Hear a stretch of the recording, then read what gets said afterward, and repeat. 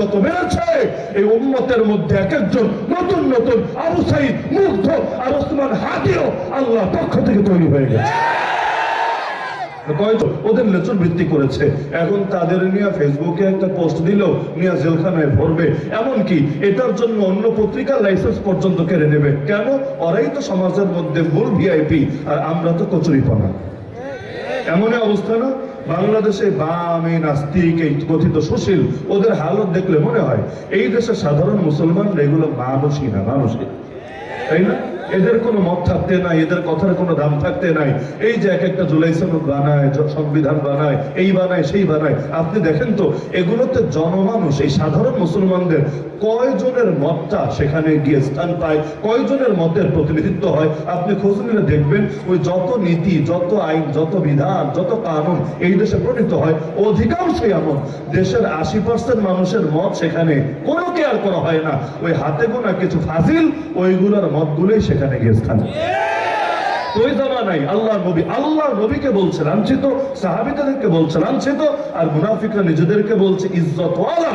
ওরা বলছে আমরা ইজ্জতওয়ালারা এই লাঞ্ছিতদেরকে ঘাড় ধাক্কা দিয়ে মদিনা থেকে বের করে দেব। কেন? এবার যুদ্ধে মুসলমান হারবে, মুসলমানদের দুর্দিন চলে এসেছে। আমার আল্লাহ জানিয়ে দিলেন, মুসলমান এবার যেহেতু ওদের কনফিডেন্স লেভেল বেশি হাই হয়ে গিয়েছে, এবার আর তোমাদের কষ্ট করা লাগবে না। অন্য সময় তো টুকটাক তোমরাও কষ্ট করেছো, তোমরাও হালকা পাতলা যুদ্ধ করেছো, বাকিটা আল্লাহ গায়বী ভাবে ছেড়ে দিয়েছেন, এবার ওইটাও লাগবে না। ওয়াকাফাল্লাহুল মুমিনিনাল কিতাল, আল্লাহ বলেন ওই লড়াইয়ে আল্লাহ নিজে মুমিনদের পক্ষ থেকে লড়াই করে দিয়েছেন। মুমিনরা লড়াই লাগে না, আল্লাহ করে দিয়েছেন, আল্লাহ যথেষ্ট হয়ে গিয়েছেন। বলবেন কিভাবে?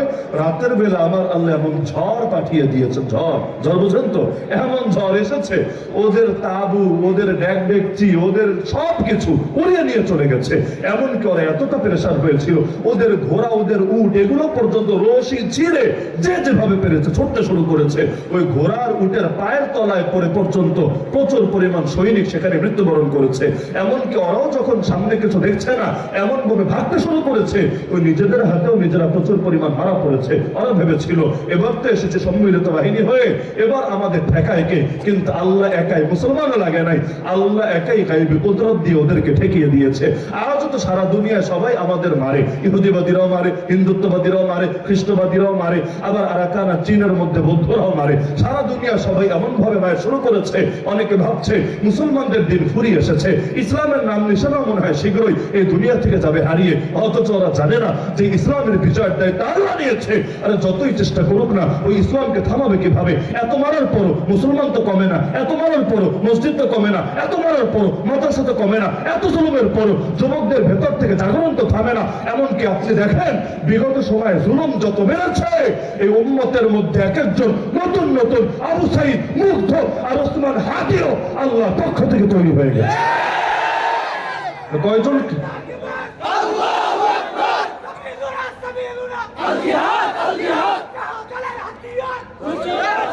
কয়জনকে মারবে, কয়জনকে থামাবে? আরে মানুষ তো এগুলো জাস্ট ওসিলা মাত্র, মূল যা করেন সব তো আল্লাহ সৃষ্টি করেন গায়বী ভাবে। মানুষ কি আর জামানায় লোক তৈরি করেন কে? হাদিসের মধ্যে আছে, সহিহ হাদিস, নবীজি বলেন লা ইয়াজালুল্লাহু ইয়াগরিসু ফি হাযা দ্বীন গারসা ইস্তামিলুহুম ফি তাআতি। হাদিসটা মাথায় গেঁথে রাখবেন, তালিবুল ইলম আরবিটা গেঁথে রাখেন, আর জনসাধারণ যারা আছেন বাংলাটা গেঁথে রাখেন। লা ইয়াজালুল্লাহু ইয়াগরিসু ফি হাযা দ্বীন গারসা ইস্তামিলুহুম ফি তাআতি। আল্লাহ নিজে এই ইসলামের মধ্যে চারা লাগাতে থাকে, আল্লাহ নিজে এই ইসলামের মধ্যে চারা লাগাতে থাকে, যেই চারাগুলোকে তিনি তার আনুগত্যে নিয়োজিত রাখে। সুতরাং এটা ভাবার কারণ নাই কোন মানুষ মরে গেলেই মনে হয় ইসলাম থেমে যাবে। আর যদি কারো মৃত্যুতে ইসলাম থেমে যেত, আল্লাহ নবীর ওফাত যেদিন হয়েছে সেদিনই ইসলাম হারায় যেত। কারো মৃত্যুতে যদি ইসলাম থেমে যেত, খুলাফায়ে রাশিদিন যখন এই পৃথিবী থেকে চলে গিয়েছেন তখন ইসলাম থেমে যেত। কারো মৃত্যুতে যদি ইসলাম থেমে যেত, যখন ইমাম আবু হানিফা জেলের ভেতর লাশ হয়েছেন, ইমাম মালিকের পর্যন্ত মুখে চুলকানি লাগিয়ে গাধার পিঠে চড়িয়ে মদিনার অলিতে গলিতে ঘুরিয়েছে, ইমাম শাফিঈকে পর্যন্ত যখন জেলে ফেলে রেখেছে, ইমাম আহমদ বিন হাম্বলকে যখন পিঠাতে তার পিঠের গোশতগুলোকে পর্যন্ত কিমার মতো বানিয়ে ফেলেছে, তখন ইসলাম হারিয়ে যেত। আরে কারো মৃত্যুতে যদি ইসলাম কমে যেত, এত প্রজন্মের এত বরেণ্য ইমাম আর বুজুর্গ তারা যাওয়ার দ্বারাই এই ইসলাম শেষ হয়ে যেত। কিন্তু এত মরার পর যেহেতু থামে নাই, এত মরার পরও যেহেতু দমে নাই, সুতরাং আমার আপনার মতো হাজার জন যদি মরে ইসলামের কিছু হবে না। কারণ বীজ লাগাতে থাকবেন আল্লাহ, চারা লাগাতে থাকবেন আল্লাহ, কয়টারে মারবে কয়টারে দমাবে, আর হায়াতের মালিক আল্লাহ, মৌতের মালিক আল্লাহ, সবকিছু নিয়ন্ত্রণ তো আল্লাহর হাতে। আর হাজার জনকে মারুক না, আমার আল্লাহ ওই জামানার নতুন নতুন ইয়াজিদদের দুটি চেপে ধরার জন্য নতুন নতুন হুসাইন পয়দা করতে থাকবে। যতদিন নমরুদরা আসবে তার মোকাবেলায় আল্লাহ কোনো না কোনো ইব্রাহিমকে পাঠাবে, যতদিন ফিরআউনরা আসবে তার মোকাবেলায় আমার আল্লাহ কোনো না কোনো মুসাকে ঠিকাদার করিয়ে দেবে, যতদিন পর্যন্ত গৌর গোবিন্দরা আসবে আমার আল্লাহ ওদের মোকাবেলায় কাউকে না কাউকে শাহজালাল বানায় দিবে, যতদিন পর্যন্ত আধিপত্যবাদীরা থাকবে।